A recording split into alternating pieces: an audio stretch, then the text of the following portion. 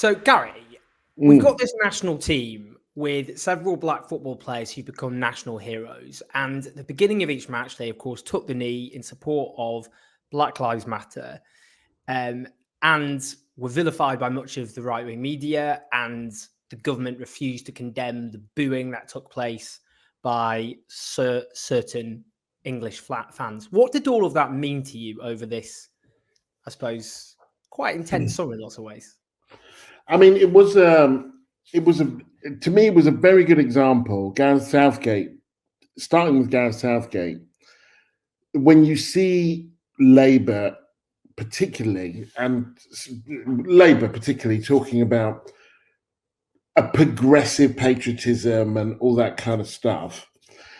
And here was a version of what it might look like that nobody has been able to articulate because it took for them, ironically, given that they were taking a knee, to make a stand. That kind of, we're English, whatever that means, because, Scotland, Wales, England really only exists as a football team and a rugby team. But we're English. And this is one of the things it means to us. We're anti-racist and we're inclusive. And so, we're fine we're fine with the flag, we're fine with all that, but this is what it means. And so, that you have to till that soil if you want anything good to grow in it.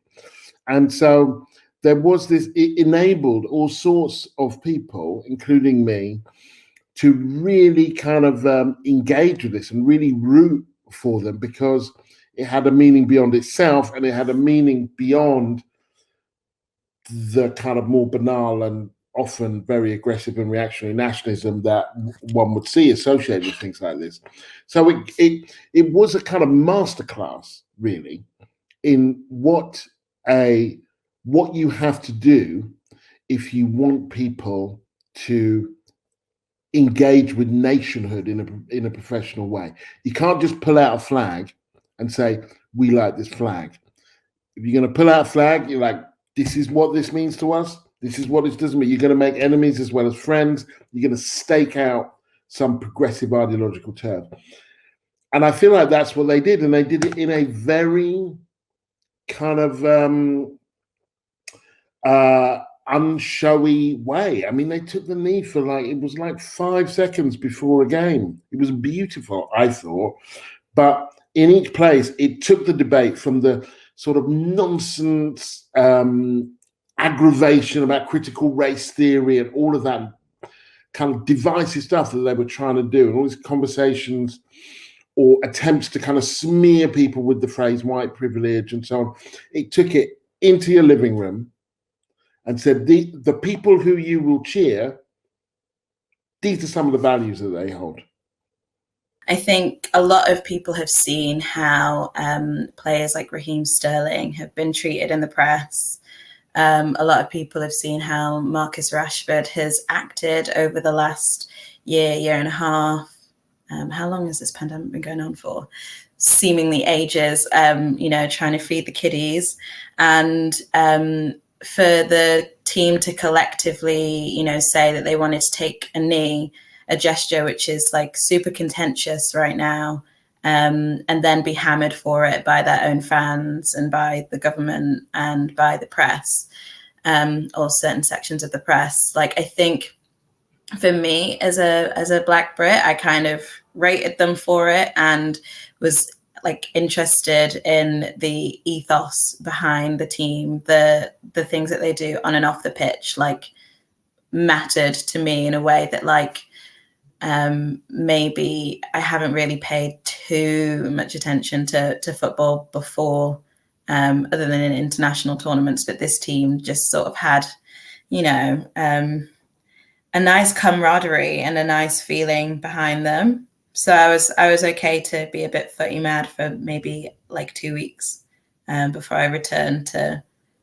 just living the rest of my life. But I think I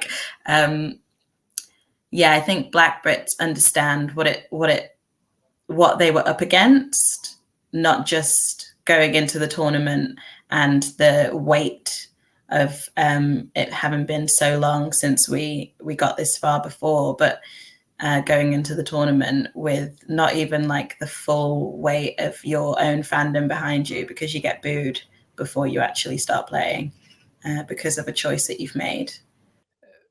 When the football players were subjected to racist abuse, a huge racist pylon that followed England's very, very close loss, of course. And you saw Boris Johnson and Priti Patel, who had refused to condemn the booing, of course, of those English fans. And Tyrone Mings fought back. He said, if you set the fire, then you can't then pretend to object to the consequences. What do you think the significance of that was? You've got a national football team that unapologetically will fight back against the government on, without holding back. I mean, there were two things. First of all, the classiness of Marcus Rashford, who at 23 is so much more an impressive man than Boris Johnson will ever be already. The maturity and the humility with which they responded was deeply impressive to me, and there were so many ways, there were so many kind of fault lines in the way that their missing of those penalties, which was a disappointment to them and to others. We shouldn't pretend like that was a thing that they intended. That kind of, no matter how excellent you are in your field, no matter how much you're paid, if you're black, you're still going to face racism. The thing that my mum used to tell me, you have to be twice as good to get half as far. That here they are. It's not just that they missed a penalty, that they were black people who missed a penalty. And that the notion that, which is, how racism works, that they missed the penalty because they were black. If a white person had missed a penalty, it was a bad kick. When a black person misses it for the racists, they missed it because they're black.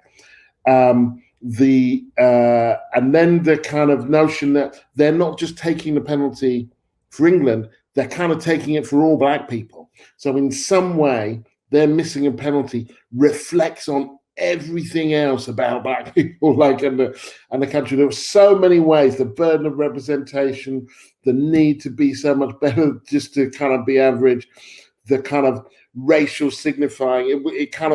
It touched so many points for so many black people. And of course, we know that had England won, it would have been understood as the genius of British multiculturalism and aren't we a fantastic nation and so on. So if we win, it's because Britain is brilliant and genius, and if we lose, it's because black people are awful and very disappointing.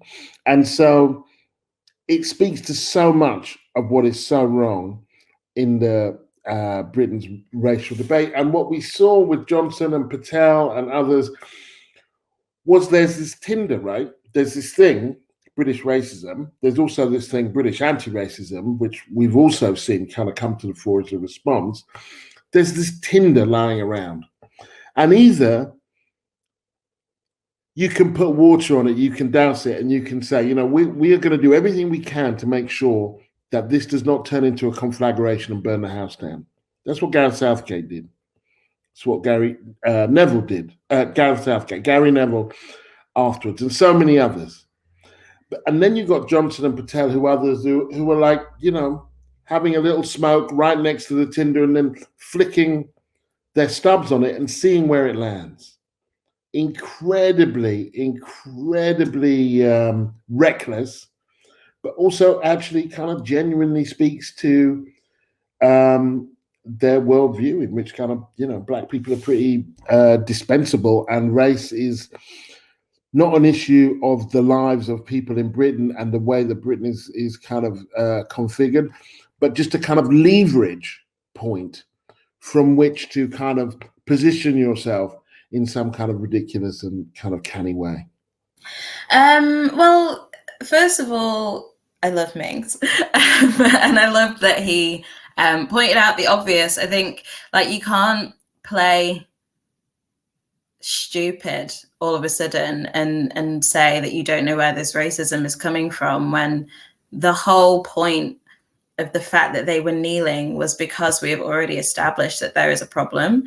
And for Boris to say, you need to crawl back under the rock that you came from, I mean, I don't know. It just feels a little bit like, where have you been? Because we've been having conversations around race and how, certain words that he himself has said has emboldened racists, like, after him comparing Muslim women to letterboxes, hate crimes jumped. So this is not his first rodeo. Priti Patel as overseeing the Home Office. I mean, it just feels very disingenuous for them to just suddenly be like, oh my God, there's racism. Where's this coming from? Oh no. Like, where it's coming from. You know that you've tried to appease these views with your policies and with dog whistles when it suited you. So I just it feels a little bit like an insult to our intelligence. So I think Mings was just sort of saying the same thing, like, you didn't just get here yesterday. You know exactly what the situation is. You know exactly why we were kneeling in the first place. You knew who was booing us and why, and then you made them feel legitimate. And then that same mindset is what leads to, emojis of monkeys and bananas being put on Saka's profile like 2 minutes after he missed the penalties. But, at the same time, nobody can be shocked, but these aren't new issues. So I'm not really sure why they are changing their tune and playing dumb and feigning surprise. How much do you think this is going to galvanize the anti-racist movements of this country and beyond? Do you think this will have a lasting galvanizing, mobilizing effect? I think these things are like inflection points. They are kind of, they're teachable moments. That this was a point at which everybody was, I think it was the kind of biggest viewing figures for anything. It's the furthest the England team have got in 55 years with these young men. And it ends up being this kind of awful racist kind of debacle when they miss the penalties. And so people aren't going to forget that in a hurry. And these front page articles, splashes in the Sun and the Express, a lot of these papers who have stoked all of this racism, particularly anti-immigrant feeling and so on, but just anti-black feeling for so long that but then are forced to kind of talk about how awful it is and these are our boys and so on. And so it kind of it gives us a moment to reflect and to look at, who was where and what. Now, where these moments go is, what's interesting about this moment, I would say this to your viewers, with all the energy in my heart, is that everything's in play. Everything's in play. That we don't know how this ends up. And it depends what we fight for, what we argue for, what we make the case for.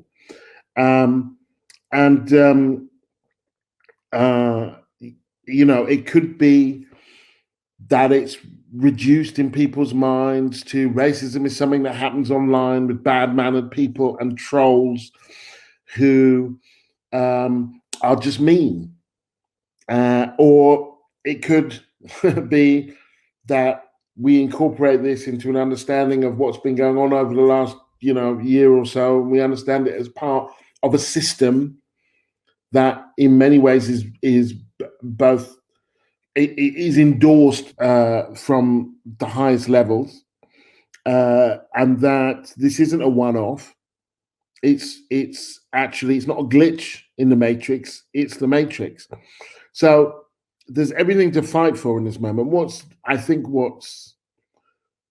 clear is that we can't go, that we won't be going back to before. That whatever happens now, this is now part of, this moment is part of the national conversation. And it's not just the racist attacks, it's also the anti-racist response, which has been very impressive and genuine and kind of authentic. And, you know, I'm old enough, Owen, I'm an old man, I'm 52. I remember when there weren't any black people playing for England. We've come a long way. We've come a long way to the captain wearing a LGBT supporting armband and the team taking a knee, and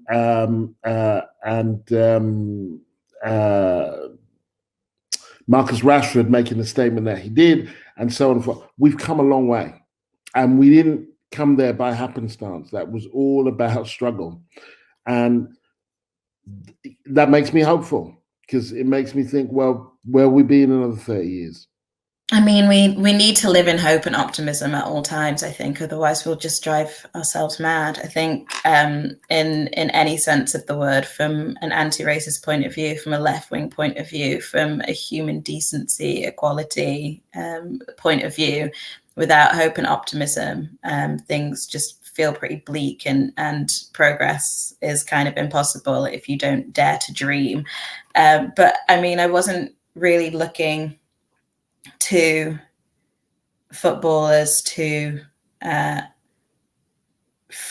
unshackle us from oppression. That wasn't really what I was looking for from them. But it's nice that they are showing solidarity with those sentiments, and it's nice to see that on a national stage, a huge stage, and maybe people who hadn't thought about it will have thought about it, and maybe they were on the fence. Maybe they were on the fence about taking a knee in Black Lives Matter, and they didn't know why it was really showing up in the game.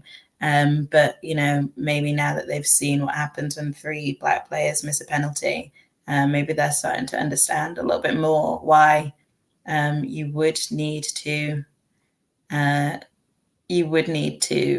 resist racism and to call attention to racism, sort of sound the alarm before they descend on your page, like when you don't perform in the way that they think that you should have performed for the team.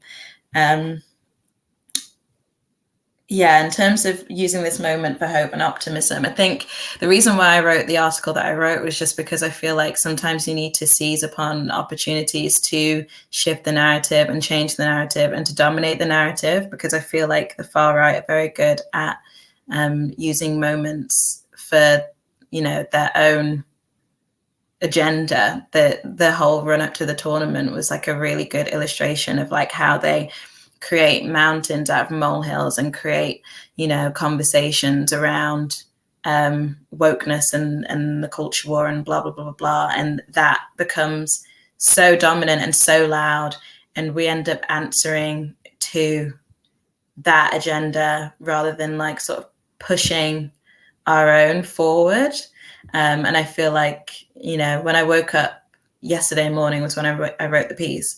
I just didn't want to start my day based on their agenda again, and, you know, talking again about how racism exists and talking again about, you know, these, you know, terrible, awful things. I kind of just wanted to shout out the courage of the boys, the achievements of the team, and yeah, I think over the next, you know, couple of days or weeks, we're already seeing with like the Marcus Rashford mural being like vandalized, that there are loud voices against racism, and there are many decent, right-thinking people out there, and sometimes it's, you know, good just to shout out the things that are good, just to, if anything, make you feel like you're not completely losing it. I think any person of color who was online yesterday probably just needed something to look at that contextualize the game with a bit more nuance than we were seeing overnight when things just got very, very ugly very, very quickly. How much do you think the fact that we have this uniquely outspoken national football team, which we haven't had in the same way at all before, as you say, not just on issues of racism, LGBTQ rights, and of course, in the case of Marcus Rashford, on issues of poverty, for example. I mean, how much do you think that isn't an accident, but it actually is because they're rooted, that they're products of their generation, that this is a generation, unlike, we talk about previous youth revolts. I often quote the fact that in 1983, most young people actually, or Thatcher won a lead amongst 18 to 24-year-olds. That's changed a lot. There's a lot of evidence that shows this is a uniquely progressive generation. So do you think this is just a way, if you were, a kind of youth revolt, which is actually bubbling beneath the surface, finds different ways of bubbling to the top, and this is just one of them? I mean, I definitely do think, and I've been thinking a lot about this, so they are products of their generation, much like Stormzy, for example, who, Marcus Rashford's born in 1998 or thereabouts. So he comes of age at the beginning of austerity. In many ways, he's a victim of austerity, which is where he gets his kind of energy for all of this anti-poverty activism maybe comes from. He will be in his mid-teens when Black Lives Matter really kicks off. He will only have known, well, not only because things have happened since, but he would have been conscious at a time when there was a black president in America. So a real sense of possibilities, but also a real sense of threat that he would have grown up during, and been developing his consciousness during Brexit, during Trump, during some of the most kind of, reactionary things that we've seen in a while. And so this group of young men, there was the notion of resistance. And I don't mean that they're getting up every morning and reading The Guardian and, getting onto Substack and writing theories and calling Chomsky, but just the mood music that they have grown up with has been one of economic austerity, of popular resistance, of anti-racist resistance, of the notion of freedom in a range of ways, that people's individual choices, lesbian, gay, whatever, should not be impinged, and of a kind of hovering sort of sinister cruelty that's coming from government, in which their peers will have seen tuition fees being hiked and their ability to stay on at sixth term curtailed with all of these cuts and so on. So I definitely feel that there was something about Marcus Rashford's statement, the confidence in it, the self-assuredness, I'm sorry that I missed the penalty. I am not sorry for who I am. I'm a black man from Wythenshawe and South Manchester, and if I have nothing else, I have that. Which, honestly, without wanting to be too hokey, has kind of reminds me a bit of the kind of things that Ali would say. I don't have to be who you want me to be. I'm myself. I'm black and I'm cocky. Those are, that's not Rashford's style, but it's kind of basically what he's saying. So no, I think that these young people, and we can see it in music. Lewis Hamilton's commission came out yesterday about racism sports. We see it, like I said, we can see it in music. We can see it in some of the young black politicians, and not just black politicians, but some of the younger people coming through politics. That I was a generation, I was 10 when Thatcher came in. I was a generation raised in defeat. This is in not just electoral defeat, but a series of rollbacks and trade union rights and immigration and a range of other things. This is a generation that is raised both in austerity and in resistance and in a notion of a need to advance your sense of freedom and your sense of self. Yeah, I feel like they are very much a reflection of the fact that there are conversations that we feel like we need to have and we feel like we need to keep having until everybody understands. Like, they're using their platform and they're using their profile. And I think a lot of the conversations that we were having last summer during the waves of protest is just how can each of us individually make a difference from whatever job we're doing, whether you are a footballer with a huge audience, probably the biggest audience in the country, like, on Sunday at that time. How do you use that moment to create a conversation and to like show your beliefs and like show like support for a cause that, I mean, people have said they're playing politics, but at the end of the day, them saying that Black Lives Matter is not really like a left-wing or a right-wing statement. It's just a statement of, these people are equal. And this is a team full of Black players who, I mean, not full of Black players, but, with a sizable amount of Black players who have faced racism in their lives, are dealing with a press who seem to attack them for the smallest things, from buying their mum a house to, getting a tattoo on their leg. And the boys are obviously just standing together to resist. One of your colleagues at Galdem, a publication everyone should check out, once wrote that Keir Starmer is a wet wipe. And the reason I bring that up is, to what extent do you think a lot of this is filling the vacuum, because the official opposition has kind of vanished, just walked off the stage, doesn't really exist anymore, and therefore it falls to, e.g., football players to fill that void? Yeah, Moya did write that. That was a very good piece. I've heard from someone who works at Labour that Keir really doesn't like that article as well, and he's like, I think he's quite sad about it. I think at this point, yeah, nobody's really looking at Keir to do any opposition, because like we'll be waiting a long time. And Marcus Rashford for some reason seems to be the only person that people think should be feeding the kids as well. Today, someone was tweeting like, at Marcus Rashford, we need your help again. And it's like, we do have elected officials to fill these gaps. Like, these are actual people's jobs, like not just, what this footballer does like on the side. But yeah, I think people just want to see an opposition to things that they can see aren't working well. There are many things that aren't working well, and the pandemic has shone a light on that. And I think people sort of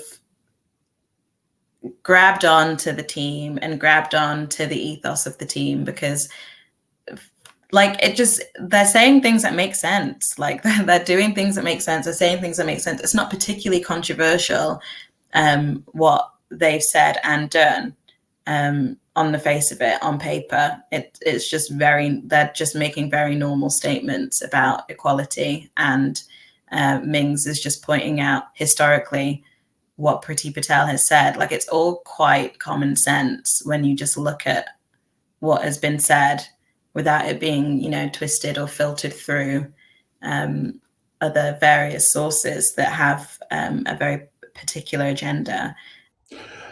I mean, I think that these things would have happened if Corbyn were leader of the Labour Party, to be honest. I think the difference is that he would have voiced his support for them, and that some of them might have been more of a connection between what's going on in Parliament and what's going on outside of it. Whereas at the moment, the opposition within Parliament feels like it is not particularly relevant to what is going on elsewhere. But I think they would have done it anyway. But I think that the way it would have been received and might have been amplified would have been different.